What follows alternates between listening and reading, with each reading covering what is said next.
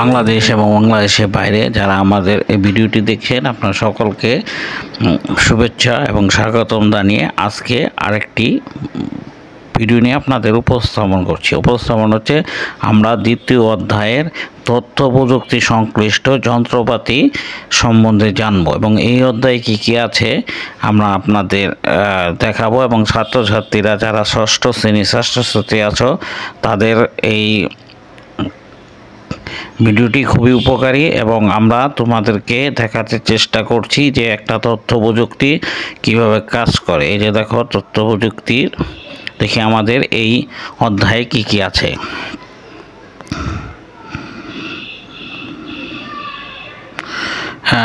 এই অধ্যায়ের শেষে আমরা কিছু কম্পিউটার কেমন করে কাজ করে তা বর্ণনা করতে পারবো। তথ্য প্রযুক্তিতে যেসব যন্ত্র আছে সেইগুলো বর্ণনা করতে পারবো। তথ্য প্রযুক্তিতে যেসব যন্ত্র ব্যবহৃত হয় তার ব্যাখ্যা করতে পারবো। হার্ডওয়্যার আর সফটওয়্যার কি তাও ব্যাখ্যা করতে পারবো। তাহলে এখন আমরা এই অধ্যায় প্রথম আমরা আসি তথ্য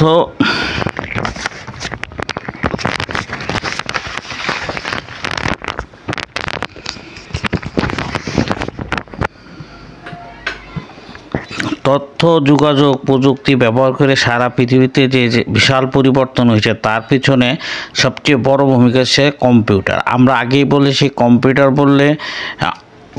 কম্পিউটার বললে এক সময় আমাদের সামনে টেলিভিশন একটা মনিটর, কিবোর্ড আর বাক্সের মতো একটা সিপু এবং একটি ছবি বেশি ওঠে, কারণ আমরা সবাই সেটি থেকে সবচেয়ে বেশি অভ্যস্ত। আজকাল আমাদের কম্পিউটার বলতে বড় একটা খোলা বইয়ের মতো ল্যাপটপের ছবি, কিন্তু এছাড়া আরও অনেক রকমের কম্পিউটার, তার ছবিতে আমরা তোমাদের দেখাবো। তোমাদেরকে দেখাবো কি কি কম্পিউটার আমরা ব্যবহার করি এবং কম্পিউটারের কি কি আছে।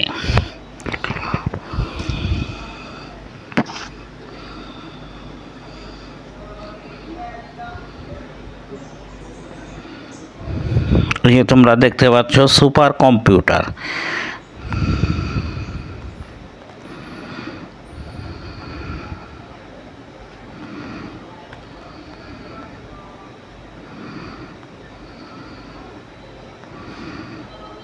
তারপরে মিনি কম্পিউটার,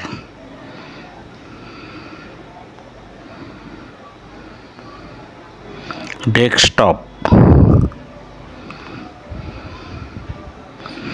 ল্যাপটপ,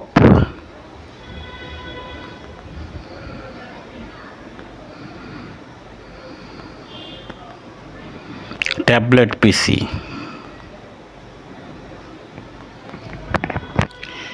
কম্পিউটার যন্ত্রটি কেন সারা পৃথিবীতে এত পরিবর্তন আনতে পারে ইতিমধ্যে সেটা তোমরা বলেছি। যন্ত্রপাতি তৈরি করা একটা নির্দিষ্ট কাজ করো। স্ক্রুড্রাইভার দিয়ে স্ক্রু খোলা যায়, গাড়ি দিয়ে মানুষ কি যাতায়াত করে, আমরা গাড়ি দিয়ে স্ক্রু খুলতে পারবো না, কিংবা স্ক্রুড্রাইভার দিয়ে মানুষ যাতায়াত করতে পারবে না। কিন্তু কম্পিউটার এরকম একটা যন্ত্র যেটা দিয়ে বিভিন্ন অনেক কাজ করা যায়। কম্পিউটার দিয়ে একদিকে যেমন জটিল হিসাব নিকাশও করা হয়, অন্যদিকে সেটা ব্যবহার করে কাজেই অনেকে কাজ করার উপযোগী একটি যন্ত্র যে পৃথিবীতে বিক্রি করতে, তা অবাক হওয়ার অনেক কিছুই। তোমরা অবশ্যই নিচে জানতে চাও কম্পিউটার কেমন করে কাজ করে। আমাদের হয়তো অনেকে মনে হতে পারে যে কম্পিউটার কাজ করে পদ্ধতি কি জটিল, কিন্তু আসলে সেটি নয়। কম্পিউটার কাজ করার পদ্ধতি খুব সোজা। নিচে আমরা একটা কম্পিউটারের কাজ করার ছবি দেখাচ্ছি। একটি মেমোরি ইউনিট প্রসেসিং, আউটপুটিং এবং কন্ট্রোল ইউনিট। ছবিতে আমরা দেখতে পারি যে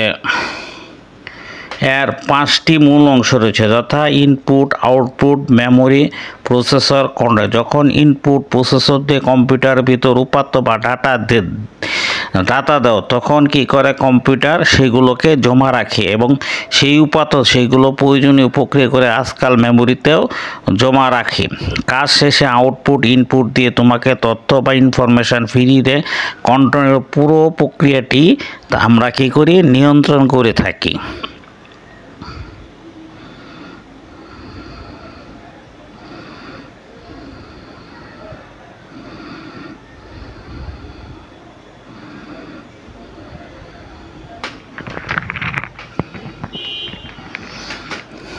তোমরা যারা কম্পিউটার দেখছো, যা করছো, নিশ্চয়ই বুঝতে পারছো কম্পিউটার কিবোর্ড মাউস হচ্ছে ইনপুট দেওয়ার মাধ্যম। এটা দিয়ে কম্পিউটারের ভিতরেও পড়তে পাঠায়। তাহলে আমাদের এখানে প্রশ্ন আসতে পারে যে মাউস এবং কিবোর্ড কী কাজে ব্যবহার হয়।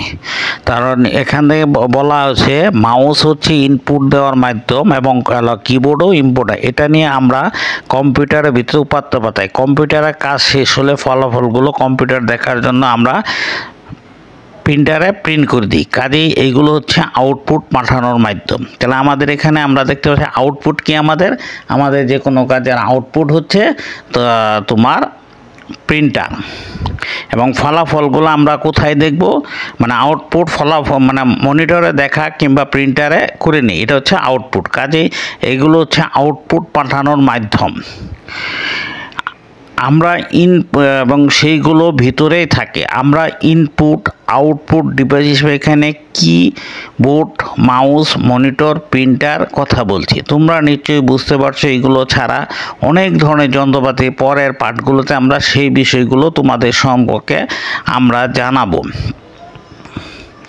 কিছু আগে আমরা আউটপুট, মেমোরি, প্রসেসরের কথা বলছি। এইগুলো হচ্ছে কোনো না কোনো যন্ত্রপাতি। কম্পিউটারের যন্ত্রপাতির এই অংশগুলোকে বলে কম্পিউটারের হার্ডওয়্যার। এখন প্রশ্ন আসতে পারে হার্ডওয়্যার কি, তোমরাও বলতে পারবো যে আউটপুট মানে হার্ডওয়্যার জিনিসটা কি।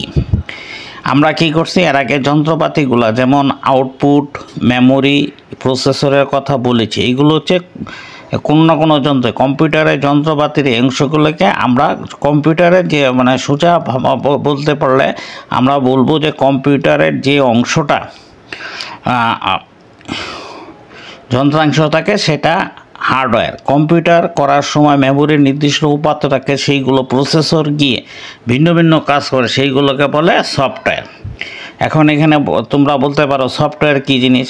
কম্পিউটার দিয়ে কাজ করার সময় অনেক মেমোরির নির্দিষ্ট উপাত্ত রাখতে হয় এবং সেইগুলোকে প্রসেসরে গিয়ে ভিন্ন ভিন্ন কাজ করাতে সেইগুলোকে বলে যখন আমরা কাজ করি সেটা হচ্ছে সফটওয়্যার। তাই যখন একটা কম্পিউটার দিয়ে জটিল সমস্যার সমাধান হয় তখন নির্দিষ্ট আকার একটা সফটওয়্যার আছে। মানুষের বুদ্ধিমত্তা, সর্বশ্রেষ্ঠ এবং শক্তিশালী সুপার কম্পিউটারের বেশি আমরা কোনো সময় বলতে পারবো না যে কম্পিউটার আমাদের চেয়ে সুপারসনিক। এই কথা বলা যাবে না। আমাদের বলতে হবে যে একমাত্র মানুষই হচ্ছে সুপার কম্পিউটার। কারণ আমরা এই সমস্ত জিনিস কম্পিউটারকে আমরা তৈরি করি। তাই কখনো একজন মানুষের মধ্যে কম্পিউটারের সাথে তুলনা করা ঠিক নয়। তারপর হার্ডওয়্যার, সফটওয়্যার উদাহরণ দেওয়ার জন্য অনেকে এই প্রভাবে বলা যায় একটা শিশু তখন নিজে নিজে কিছু করতে পারে না। তার কারণ তার মস্তিষ্কে বলা সফটওয়্যার ব্রেন বা হার্ডওয়্যার ব্রেন। শিশুটি যখন তোমাদের বয়সী হয় তখন সে অনেক কাজ করতে পারে, তাকে বলা হয় হার্ডওয়্যার। অনেকগুলো সফটওয়্যার এমনভাবে ঢোকানো হয়েছে যে কাজগুলো তারা করতে পারে। যেমন একটা শিশু যখন জন্মগ্রহণ করে তারপরে কি করে, সে এই বাস্তব এবং তার পরিবেশের সাথে সে মোকাবেলা করে চলে। তখন সে কি করে, তখন সে হার্ডওয়্যার যখন তার মাথার মধ্যে যে সেইভাবে তার কাজগুলোকে সমাধান করবে তখন সেইগুলো সফটওয়্যার। আবার তোমাদের মনে রাখা দেওয়া হচ্ছে মস্তিষ্ক কম্পিউটারের সাথে তুলনা করা হলে মস্তিষ্ককে কী বলা হবে, অপমান করা হবে। কারণ মানুষই কম্পিউটার তৈরি করছে, কম্পিউটার মানুষ তৈরি করেনি। তাহলে আমরা এই অধ্যায়ে আমাদের কাজ কী কী, তোমরা একটি দল তৈরি করবে। একজন ইনপুট ডিভাইসের দায়িত্ব পালন করবে, আউটপুট ডিভাইসের দায়িত্ব পালন অন্য দুই দলের, একজন হবে মেমোরি, অন্যজন হবে প্রসেসর। আমাদের শিক্ষক সংখ্যা লিখে ইনপুট ডিভাইস দেবেন এবং সেই মেমোরিতে প্রসেসর মেমোরিতে একটি থেকে অন্যটি জেনে নিন এবং দুটো যোগ করে আবার মেমোরিকে বলবে। আউটপুট ইনপুট জেনে শিক্ষকদের ফেরত দেবে। বিভিন্ন দল থেকে শুরু করে দ্রুত কাজটি করে। এই অধ্যায়ে আমরা কী শিখব, সুপার কম্পিউটার, মেইন ফ্রেম এবং ট্যাবলেট পিসি এবং হার্ডওয়্যার। তো আজকে আমরা এখানে আমাদের ভিডিওটি সমাপ্ত করছি। আমাদের ভিডিওটি যদি আপনাদের ভালো লাগে এবং ছাত্রছাত্রীদের ভালো লাগে, লাইভ শেয়ার এবং সাবস্ক্রাইব করে দিবে এবং আগামীতে নতুন আরেকটি ভিডিও নিয়ে যাতে তোমাদের সাথে উপস্থিত সে আশা ভরসা রেখে আল্লাহ হাফেজ। আজকে আমাদের ভিডিওটি এখানে শেষ করছি। আগামীতে নতুন ভিডিও নিয়ে তোমাদের সামনে উপস্থিত হবো। আল্লাহ হাফেজ।